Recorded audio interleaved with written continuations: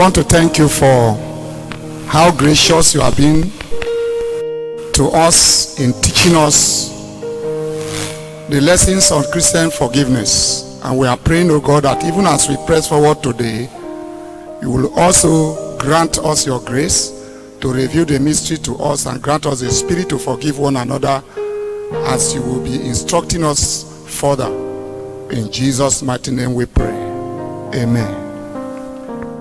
Last week on our study on Christian forgiveness, we studied that confession is one of the biblical means that eases Christian forgiveness by God. That is, when you sin against God and you confess it, it will make God to forgive you easily. That was what we studied last week.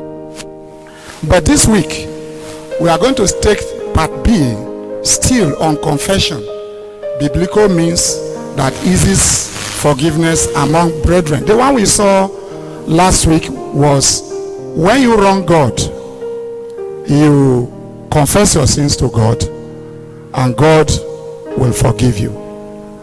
But there are also some wrongs that we do to fellow men. Again, what eases such forgiveness again is the confession to one another. And today we will be looking at it at part B. We are going to take some examples. But before then, I would like to give you the introduction. That confession does not only ease forgiveness before God, it also eases forgiveness before men. The Lord Jesus knows this truth and teaches us, both his immediate and present disciples, not to refuse to forgive one another that sins against us and later confess the sin to us.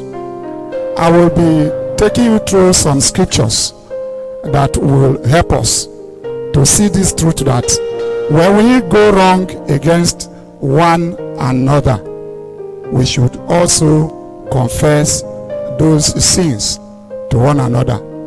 And as a result, it will ease the forgiveness of the sin that we have committed against one another. So let's check the book of Luke chapter 17 verse 3 to 4. Luke chapter 17 verse 3 to 4. And I read, "Take heed to yourself. If thy brother trespass against thee, rebuke him, and if he repents, forgive him." Can you see what Jesus said? He told his disciples that we should take heed, we should take care. If your brother goes wrong against you and he comes back to confess, the word there, see, confession, what do? You should forgive him. So the Lord Jesus Christ taught his people. The same way is what we are telling you today, that it is possible that people go wrong against you. But when such people come to you and confess their sins, what God is asking you to do is to forgive. Again, even before that confession, if the forgiveness is done, we are asked that we should confess it. So Jesus told his disciples, he taught his disciples that we should confess our sins one to another and then we forgive.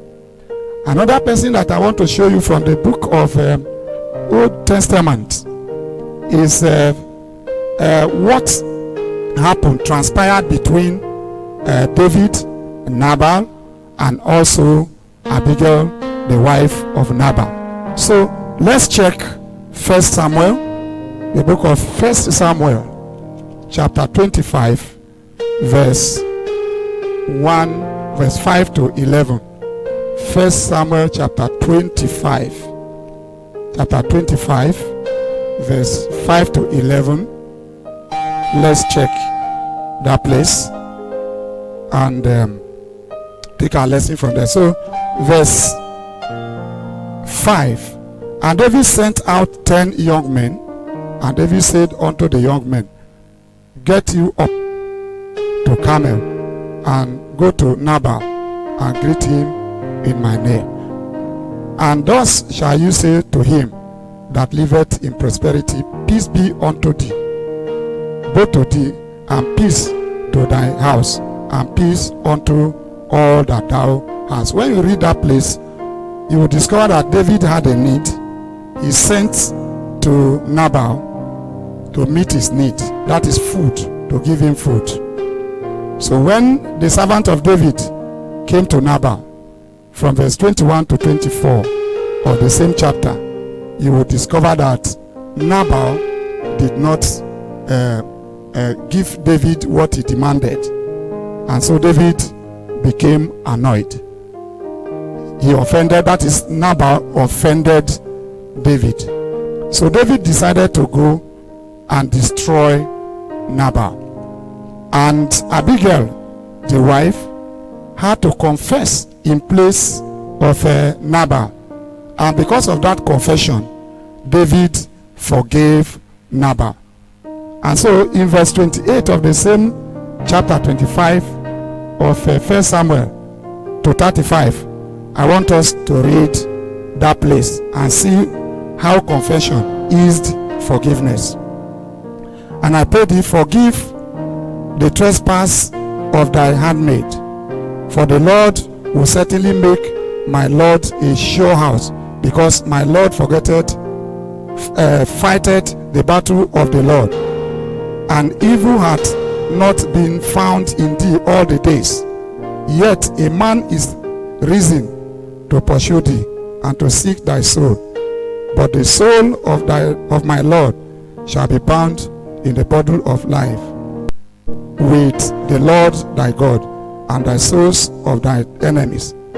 Them shall he sling out, and out of the middle of the sling. Now what we are saying now, if you read further, you will discover that after Abigail confessed the sins of Nabal, David now forgave Nabal, forgave also Abigail, and said, I will no longer come and destroy the house of Nabal as I intended to do. Why was the forgiveness given? It was because the sin that Nabal committed against David was confessed, and as a result, David had to forgive Nabal. So what we are telling you in essence is that we, as children of God, when we sin against one another, do not allow your ego debar you or hinder you from forgiving, confessing it, so that forgiveness can be eased. The Lord Jesus teaches that if anyone trespasses and repents and confesses, we need to forgive the person in question. This shows that even the Bible recognizes that confession of one's fault eases forgiveness. So we should do our best as a Christian. Whenever you go wrong against one another, try as much as you can to forgive the sin. To confess the sin. When you confess, it will make it simpler, to make it easier for the person you have wronged to forgive you. This is exactly what we should be doing every day of our lives.